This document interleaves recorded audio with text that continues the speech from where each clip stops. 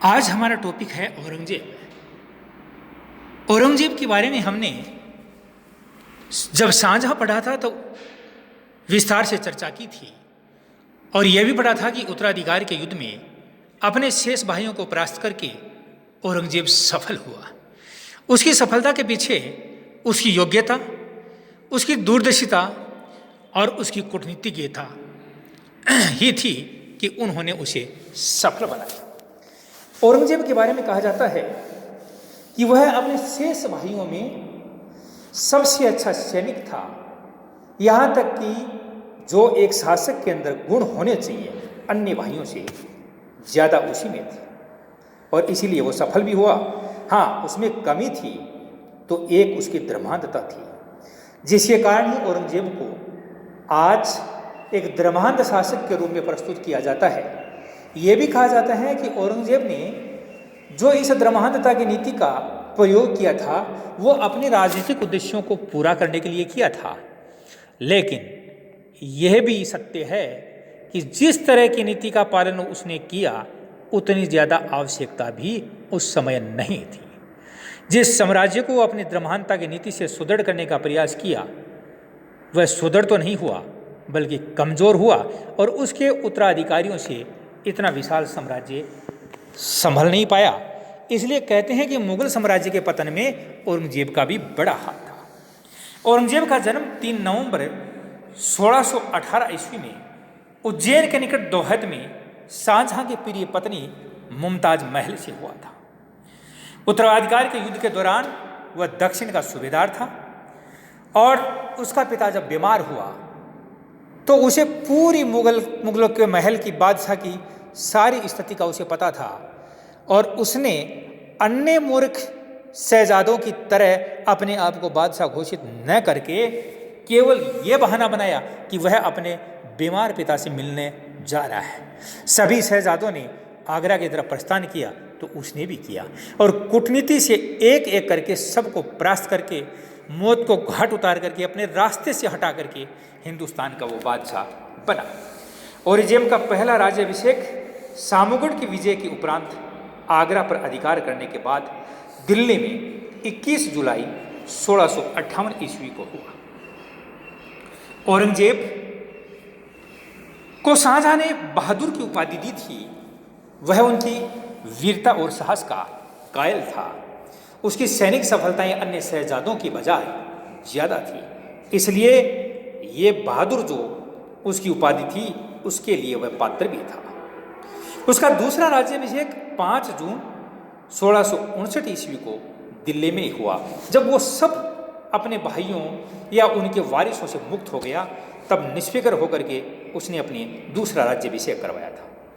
सर्वप्रथम फारस के शाह ने औरंगजेब को मान्यता दी थी और एक दूत मंडल मुगल दरबार में भी भेजा था।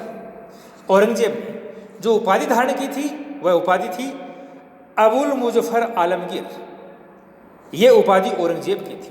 सिंहासन पर जब वो बैठा तो लगभग 80 करों को समाप्त किया। उसमें बहुत से कर तो ये थे जो इस्लाम की मान्यता के अनुरूप नहीं थे, उनको हटा दिया। जिनमें राहदारी, पानदारी आदि प्रमुख आबवाब स्थानीय करों को कहा जाता है, ये प्रमुख थे। आज हम उसकी महत्वपूर्ण जो नीति है धार्मिक नीति उस पर चर्चा करेंगे। औरंगजेब ने देखिए धर्मांधता के आधार पर अपने राज्य की नींव रखी थी। वह कट्टर सुन्नी मुसलमान था। उसने अपने सिक्कों पर से कलमा खुदवाना, नौरोज का त्यौहार मनाना, तुलादान व झरोखा दर्शन ये बंद कर दिया क्योंकि वह इस्लाम के अनुसार इन्हें नहीं मानता था। औरंगजेब ने झरोखा दर्शन की प्रथा 1669 ईस्वी में अपने शासन के 11वें वर्ष में बंद कर दी थी और इस पर सख्त पाबंदी लगा दी। औरंगजेब ने मुहद्दिबों की नियुक्ति की जो मुसलमानों के धर्म आचरण की देखरेख करते थे। अपने क्षेत्र में ये मुहद्दिब ये देखते थे कि लोग धर्मानुसरण कार्य करते हैं या नहीं करते और जो नहीं करते उनको दंडित करने का अधिकार भी इनको दिया था। मुहद्दिब जुआघरों या वैश्यावृत्ति को रोकने, माप और तोल की निगरानी करना, सार्वजनिक स्थानों पर मादक द्रव्यों के प्रयोग को रोकना, हिंदू मंदिरों पाठशालाओं को नष्ट करना, मुस्लिम प्रजा के नैतिक चरित्र की देखभाल करना, ये कार्य सारे मुहद्दिबों के थे। किंतु मुहद्दिब नागरिकों के व्यक्तिगत जीवन में हस्तक्षेप नहीं करते थे, लेकिन कहीं कहीं ये करते भी थे और इनको ये अधिकार मिला हुआ था। लेकिन मेन रूप तो यही था कि औरंगजेब इन चीज़ों की निगरानी के लिए इन कर्मचारियों को नियुक्त किया ताकि जनता धर्मानुसार कार्य करे। 1663 में उसने सती प्रथा पर प्रतिबंध लगा दिया। अकबर ने भी इसे रोकने का प्रयास किया था, लेकिन उसने क्या है कि अपनी हिंदू जनता को नाराज न करने के लिए इस पर कठोर पाबंदी नहीं लगाई, क्योंकि चाहे ये प्रथा सही नहीं हो, ये कुप्रथा हो, लेकिन फिर भी हिंदू जनता इनको मानती थी, उनमें विश्वास करती थी, इस पर फेत था। हालांकि एक गलत कार्य के प्रति समर्थन था उनका, लेकिन फिर भी अकबर ने इसका विरोध नहीं किया और एक राजनीतिक परिचायकता का उसने परिचय दिया। उसने अपने कोतवालों को आदेश दिए थे, जिसने अकबर ने भी, कि किसी को इच्छा के विरुद्ध सती न होने दिया जाए, किंतु औरंगजेब ने तो कहा कि किसी की इच्छा हो या न हो सती प्रथा प्रतिबंधित रहे। 1668 ईस्वी में ही उसने राजपूतों को छोड़कर हिंदुओं को पालकी या अच्छे घोड़ों की सवारी पर प्रतिबंध लगा दिया, हथियार रखने पर भी प्रतिबंध लगा दिया। राजपूतों को इसलिए क्योंकि राजपूत अपना इसे अधिकार समझते थे और अगर उन पर प्रतिबंध लगाता तो उनके राज्य में विद्रोह होने की आशंका थी और राजपूत नाराज हो सकते थे, इसलिए इनको छोड़ करके सब पर प्रतिबंध लगाए। साम्राज्य में कोई भांग का उत्पादन नहीं कर सकता, शराब व जुआ नहीं खेल सकता था, इस पर पूर्णतः प्रतिबंध था। औरंगजेब ने वेश्याओं को देश छोड़कर जाने का आदेश दिया था। दरबार में 1668 ईस्वी में होली व दीपावली मनाने का भी उसने रोक लगा दी, उस पर प्रतिबंध लगा दिया, जो अकबर के समय से लगातार चलती आ रही थी। 1665 के बारे में कहा जाता है कि उसने उस समय एक राज्यादेश निकाला कि मुस्लिम व्यापारियों पर 2.5 व हिंदू व्यापारियों पर 5% सीमा शुल्क निर्धारित किया जाए। 1667 में मुस्लिम व्यापारियों को सीमा शुल्क से पूर्णतः मुक्त कर दिया। तो यह भी एक हिंदू और मुस्लिम जनता के बीच विभेद का काम किया। उसने हिंदुओं को नाराज इसलिए किया ताकि वह मुस्लिमों को खुश कर सके। 1665 में जो ये आदेश निकाला और 1667 में इसको और ज़्यादा पुख्ता किया, इससे हिंदू व्यापारियों में नाराजगी होनी जरूरी थी, क्योंकि ये हिंदू मुस्लिम का भेद हो गया। इससे हिंदू व्यापारियों को बहुत ज़्यादा नुकसान उठाना पड़ा। 1669 में बनारस के लिए उसने फरमान जारी किया कि हिंदू मंदिरों व पाठशालाओं को तोड़ दिया जाए। 69 में बनारस का विश्वनाथ मंदिर, मथुरा का केशव देव मंदिर जो वीर सिंह बुंदेला ने बनाया था, तथा गुजरात का सोमनाथ का मंदिर तोड़ा गया, वो उन्हीं के आदेशों से तोड़ा गया था। 1679 ईस्वी में सभी हिंदुओं पर जजिया कर लगा दिया तथा हिंदुओं पर तीर्थ यात्रा कर भी लगा दिया। अपनी जनता को राहत देने के लिए, हिंदू जनता को राहत देने के लिए ये काम अकबर ने किया था, ये हटाए थे दोनों पर। जहांगीर ने इनको वैसे ही जारी रखे जो अकबर की नीति थी जैसी। हाँ, शाहजहां ने कुछ शुरू किए थे, लेकिन फिर भी इसका कभी कठोरता से पालन नहीं किया गया, इससे ना के बराबर इनकम होती थी। लेकिन औरंगजेब ने ये काम कठोरता से किया। जजिया कर लगाने के कारण ही मेवाड़ का शासक राज सिंह के नेतृत्व में राजपूतों ने विरोध किया। इटली का यात्री मनुची है, वो इस समय दरबार में था, वो इस बात की चर्चा करता है। 1704 में दक्कन से जजिया कर हटाना पड़ा था उसे। औरंगजेब ने जजिया कर लगाने का उद्देश्य धार्मिक न होकर राजनीतिक उद्देश्य से प्रेरित था, क्योंकि वह राजपूतों व मराठों के विरुद्ध मुसलमानों को संगठित करना चाहता था। लेकिन यह भी ध्यान रखना चाहिए था कि मुस्लिम और राजपूत, मराठे, ये सभी उसी की जनता है, इसलिए जनता के अंदर इस तरह का भेद नहीं करना चाहिए। इतिहासकार काफी खान लिखता है, जजिया के तहत लाखों ने इकट्ठी की गई रकम का थोड़ा सा हिस्सा भी शाही खजाने में नहीं पहुंचता था, जबकि जजिया से हिंदू औरंगजेब से अत्यधिक नाराज भी हो गए। कहने का मतलब फायदा इससे कुछ हुआ नहीं, बल्कि हिंदू जनता को उसने नाराज भी कर लिया।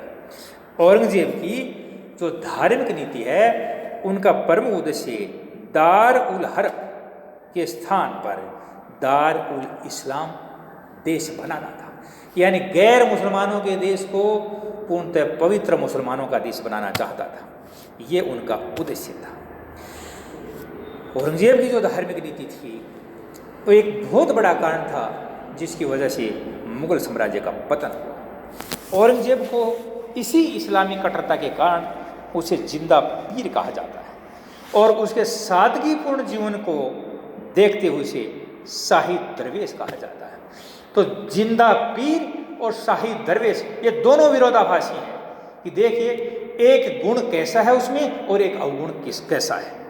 ये दोनों चीज़ों में उसको विपरीत चरित्र का व्यक्ति बताते हैं। औरंगजेब कठोरतम मुगल शासक था, निसंदेह कठोरतम था, इसमें कोई दिक्कत नहीं, कोई शक नहीं इसमें। औरंगजेब ने गुरुवार की रात को पीरों की मजार व कब्रों पर दीपक जलाने की प्रथा को बंद कर दिया, कहा कि ये इस्लाम विरोधी है।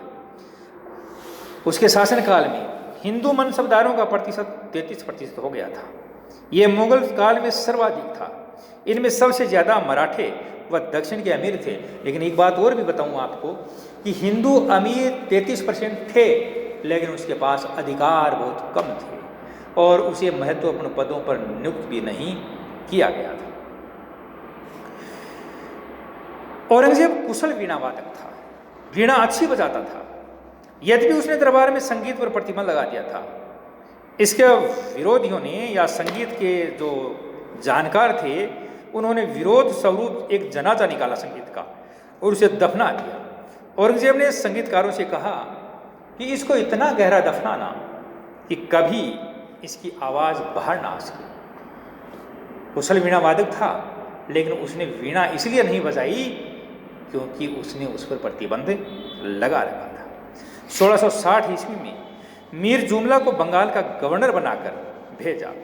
61 में कूच बिहार व 62 में अहोम को मुगलों की अधीनता स्वीकार करने के लिए संधि मानने को बाध्य भी किया उसने।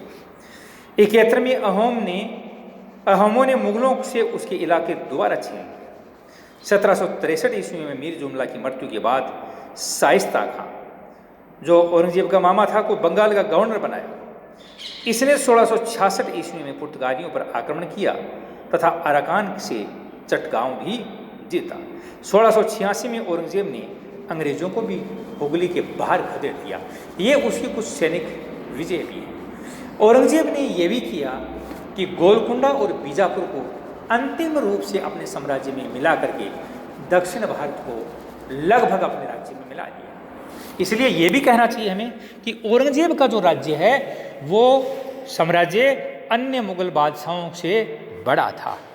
अगर ये भी कहा जाए कि सबसे विस्तृत मुगल साम्राज्य किस बादशाह के समय था तो वह औरंगजेब के समय था।